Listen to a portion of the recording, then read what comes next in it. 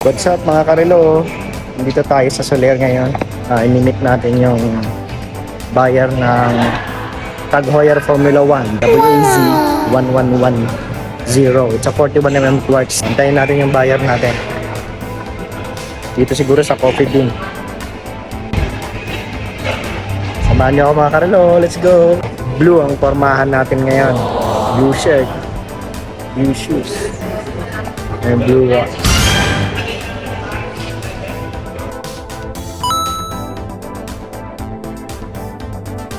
Para kanina po yung relo? Sa husband ko, birthday gift ko. Buti maganda yung condition nito kahit hindi brand. Sa birthday gift daw ni ma'am, ito yung relo. Ganda pa. May tagir. Yes po, meron.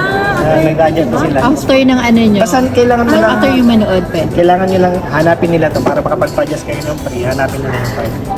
Okay. Pag wala kayo nito, hindi kayo adjust lang. Ay, talaga. Opo, kailangan nyo pong ipakita to. Ano yan? Kahit Opo. anong year? Opo, adjustment lang naman kayong nilang gawin yan. Opo, padali. Gusto mo ko na rin sa MOA, basta may card, nag-adjust sila. Pwede. So, dito yung card sa ilalim. So, at least, professional na talaga yung ga-handle mamaya ng itong bracelet, light lang. Tumingin ng watch. Kaya po, in-explain ko na sa inyo para at least alam nyo na, hindi na kailangan magtanong, sasabihin ko na. So, ang ginawa ko po dito, nung binili ko po to, maganda talaga yung condition niya. May light lang na scratch. So, pinalish ko na ng light. Wala na. So, ayan, clear na, napakaganda na ng condition niya ngayon. Pero itong case, hindi ko siya ginalaw. Talagang maganda yung case niya. Bezel, wala ka rin sa amin. Ilang din yan? This is 41mm po. Okay na yan. Pangilang Tag Heuer ba ni Sir? Hindi, Panguna pa lang? first pa yan. First pa lang? Pero Hindi good kasi siya choice. Good choice simple lang ang ano niya. Gusto ko sana yung isa yung Omega pero parang sabi ko Medyo mahal ng konti. Ikaw ba pumili niya nun for him? Nakita niya. pinapili ko lang siya saan gusto niya. Pero magandang choice na naman. Simple lang talaga yung black. Cheese may... Hey, advance happy birthday po, sir. Okay, sir. Ito pa yung blue. Sunray blue dial kung tawagin. Magamayan ka bilog.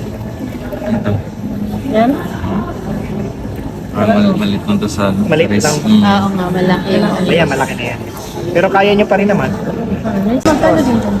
Ito, I would think, ang brand new nila ay 140. Ay, talaga? Tingin Tag Heuer po kasi, sadly, kahit brand new yan, magamit mo lang halos half agad sa aming mga dealer. Seller? Yan po talagang market ng tag.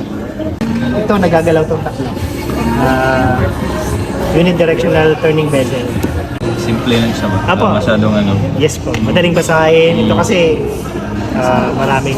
sa G-Shock, ganyan yung mga G-Shock ko. Opo, Pero may iba naman, simple lang. Ano yung podcast? Ako po, kung gusto niyo pang tayo, gusto niyo sa shop para another way na rin na authentic yung relo, sa kanila niyo ipagawa, di ba? Pero pwede ko rin gawin for you. So pag hindi na-adjust, baka si daming fake, at sabihin niyo agad sa akin. Pero libre naman pa, just now. Opo, libre yan, libre yan. Thank you po, thank you. Thank you, ma'am. Happy birthday again, sir. Happy birthday!